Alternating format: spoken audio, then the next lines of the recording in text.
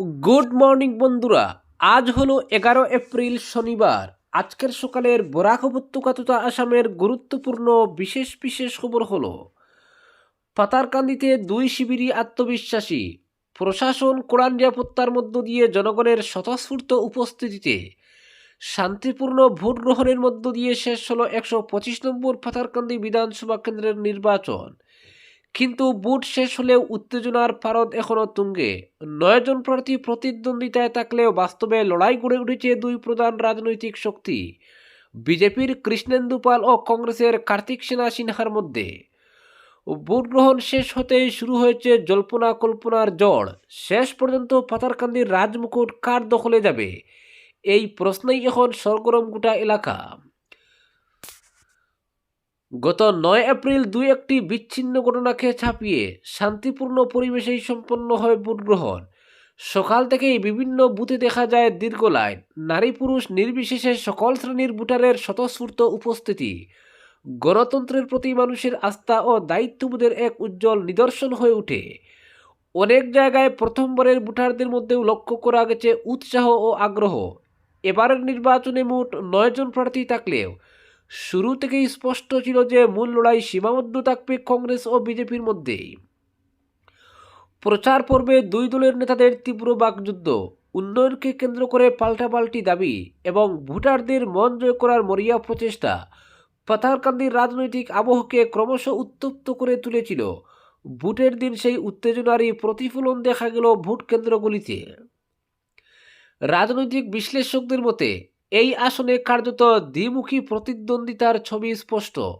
একদিকে রাজ্যের ক্যাবিনেট মন্ত্রী তথা দুইবারের বিধায়ক কৃষ্ণেন্দু পাল, অন্যদিকে প্রাক্তন বিধায়ক কংগ্রেস নেতা কার্তিক সেনা সিনহা। এই দুই নেতার মধ্যে সরাসরি লড়াই এখন আলোচনার কেন্দ্রবিন্দুতে। কে শেষ পর্যন্ত জয়মাল্য পড়বেন তা নিয়ে চলছে চুলচেরা বিশ্লেষণ। ভোট শেষ হতেই পাতারকান্দির বিভিন্ন চায়ের দোকান, বাজার, গ্রামাঞ্চলের মোড় থেকে শুরু করে শহরের অলিগলি, সবখানেই এখন একটাই আলোচনা, কার মাথায় উঠবে জয়ের মুকুট। সাধারণ ভোটার থেকে রাজনৈতিক কর্মী সবাই নিজেদের মতো করে হিসেব কষতে ব্যস্ত। আগের দিনের মতো কাগজে কলমে নয়, এখন সেই হিসেব নিকেশ চলছে মোবাইল ফোনে, সোশ্যাল মিডিয়া প্ল্যাটফর্মে এবং হোয়াটসঅ্যাপ গ্রুপে। বিজেপি শিবিরে আত্মবিশ্বাস তুঙ্গে। তাদের দাবি, বাঙালি ভোটের বড় অংশের পাশাপাশি চা বাগান এলাকার ভোটারদের সিংহভাগ, জনজাতি ভোটের উল্লেখযোগ্য অংশ এবং তথাকথিত মণিপুরি ভোটও তাদের পক্ষেই গেছে। এমনকি সংখ্যালঘু ভোটের একাংশ এবার বিজেপির ঝুলিতে এসেছে বলে তারা মনে করছে। এই সমীকরণকে সামনে রেখে বিজেপি সমর্থকদের দৃঢ় বিশ্বাস, পাতারকান্দিতে হ্যাট্রিক করতে চলেছেন তাদের প্রার্থী কৃষ্ণেন্দু পাল। অন্যদিকে কংগ্রেস শিবিরও সমানভাবে আশাবাদী।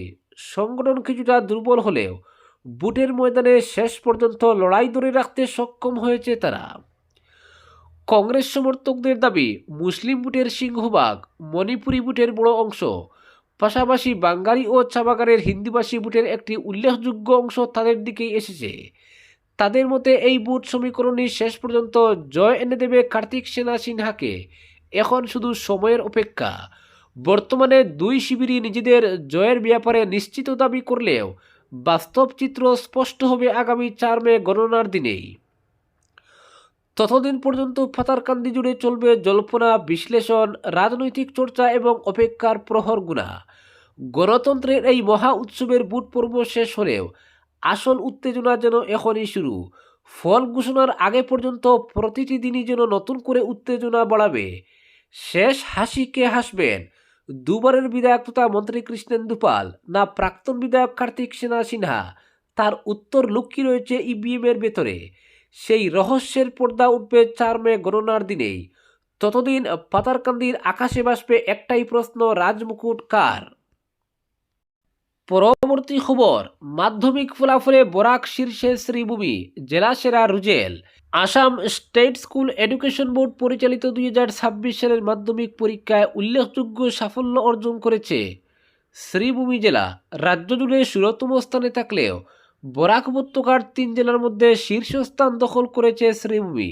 এবার শ্রীভূমির পাশের হার দাঁড়িয়েছে 63.26%, অর্থাৎ রাজ্যের মাত্র 15টি জেলা শ্রীভূমির থেকে এগিয়ে রয়েছে আর 16টি জেলা পিছিয়ে।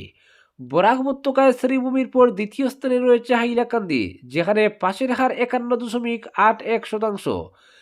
তৃতীয় স্থানে অর্থাৎ সর্বনিম্নে কাছাড় জেলার পাশের হার 49.13%।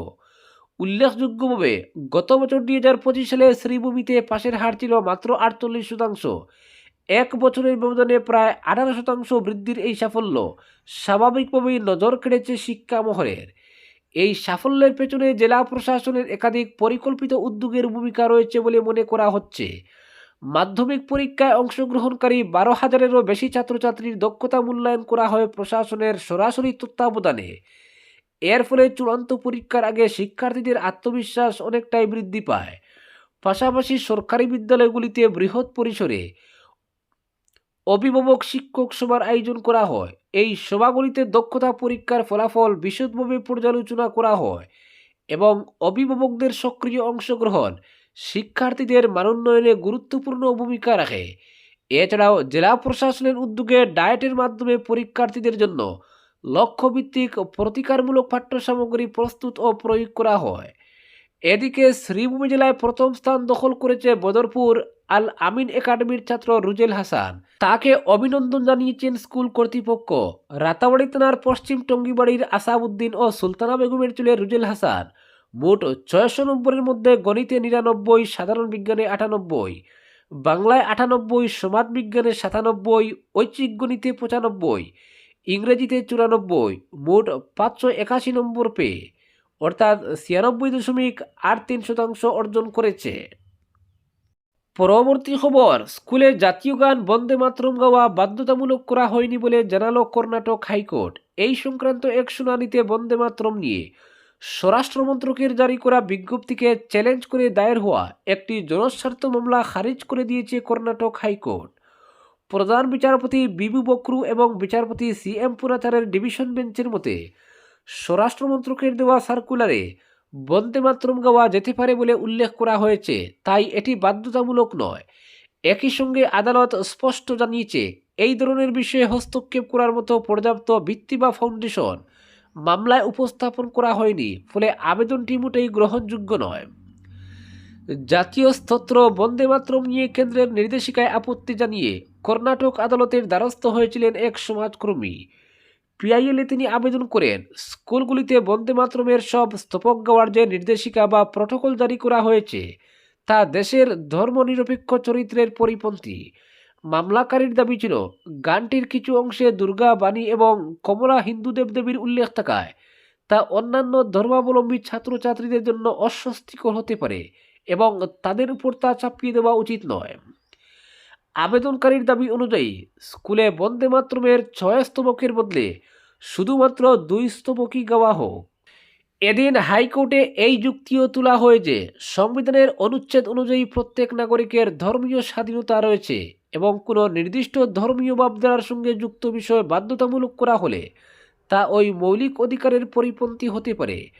পাশাপাশি আবেদনকারীর দাবি ছিল, স্কুলের মতো সংবেদনশীল জায়গায় এই ধরনের নির্দেশ ছাত্রছাত্রীদের মধ্যে বিভাজন তৈরি করতে পারে। তবে শুনানির সময় হাইকোর্ট তার পর্যবেক্ষণে জানায়, বন্দে মাতরম গাওয়ার বিষয়টি বাধ্যতামূলক করা হয়েছে এমন কোনো স্পষ্ট প্রমাণ আবেদনকারী দেখাতে পারেননি, বরং এটি একটি নির্দেশিকা বা প্রটোকল মাত্র, যা প্রয়োগের ক্ষেত্রে নমনীয়তা রয়েছে। তাই এই পর্যায়ে আদালতের হস্তক্ষেপের প্রয়োজন রয়েছে বলে মনে হয় না। পরবর্তী খবর, মাধ্যমিকে ফের ফলাফল শূন্য ফুলবাড়ী পাবলিক হাই স্কুলের। এ নিয়ে এলাকার অভিভাবক মহলে তীব্র ক্ষোভ সৃষ্টি হয়েছে। এবছর 33 জন পরীক্ষায় অবতীর্ণ হলেও কেউ উত্তীর্ণ হতে পারেনি। এ নিয়ে পরপর 3 দফায় শূন্য ফলাফলের নজির সৃষ্টি করেছে পূর্ব কাটিগড়ার সরকারি এই শিক্ষা প্রতিষ্ঠান। গত বছর 42 জন পরীক্ষার্থীর মধ্যে মাত্র 2 জন উত্তীর্ণ হয়েছিল। এর আগের বছরও ফলাফল ছিল সম্পূর্ণ শূন্য। স্থানীয় অভিভাবক সাজিবুল আলম ক্ষোভ প্রকাশ করে বলেন, টানা এই ব্যর্থতার জেরে স্কুলটিকে স্থানান্তরের নির্দেশ দেওয়া হলেও অজ্ঞাত কারণে তা বাস্তবায়িত হয়নি। প্রতি বছর খারাপ ফলাফলের পর স্কুল কর্তৃপক্ষ উন্নত পাঠদানের আশ্বাস দিলেও বাস্তবে এর কোনো প্রতিফলন ঘটেনি, ফলে শিক্ষার মান নিয়ে গভীর উদ্বেগ প্রকাশ করেন তিনি আরও বলেন, এবছর ফলাফল নিয়ে স্থানীয় জনগণ চরম ক্ষুব্ধ। আজ স্কুলে তালা ঝুলানো হতে পারে। স্কুলের পড়াশোনা যে লাটে উঠেছে তা এই ফলাফল থেকেই প্রমাণিত হয়েছে বলে অভিযোগ করেন তিনি। উল্লেখ্য, এই স্কুলের প্রধান শিক্ষকের দায়িত্বে ছিলেন সমর সিনহা। বর্তমানে নতুন প্রধান শিক্ষক নিয়োগ করা হয়েছে বলে জানা গেছে। স্কুলে রয়েছেন মাত্র 4 জন শিক্ষক, যা এই দুরবস্থার অন্যতম কারণ বলে মনে করছেন অনেকে। পরবর্তী খবর, মাধ্যমিকের চমকপ্রদ ফলাফলে বদরপুর আল আমিন একাডেমিতে উৎসবমুখর পরিবেশ সৃষ্টি হয়েছে। আর্টিফিশিয়াল ইন্টেলিজেন্স রোবোটিক্সে রাজ্য সেরা হয়েছে মেহবুবা খানম এবং রাজ্যের 8ম স্থান তথা জেলার 1ম স্থান দখল করেছে রুজেল হাসান। শুক্রবার রাজ্যে মাধ্যমিক পরীক্ষার ফলাফল ঘোষণার পর বদরপুর আল আমিন একাডেমিতে এক আনন্দঘন পরিবেশ পরিলক্ষিত হয়েছে।